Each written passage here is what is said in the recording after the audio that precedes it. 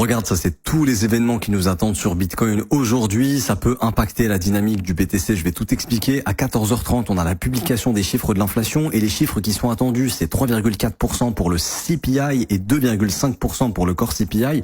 C'est assez simple. Si on est au-delà des 2,5 et des 3,4%, c'est vraiment pas positif. Si on est en dessous, c'est plutôt positif. La question, c'est pourquoi?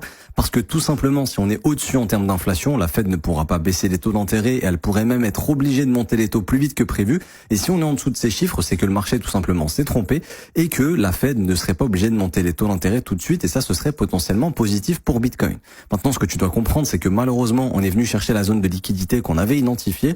Et depuis ici, Bitcoin est en train de reprendre un mouvement baissier. On peut voir qu'on a eu la cassure du dernier creux juste ici qui a marqué l'inversion. On a depuis des retravails de fair value gap baissier qui nous envoient plus bas.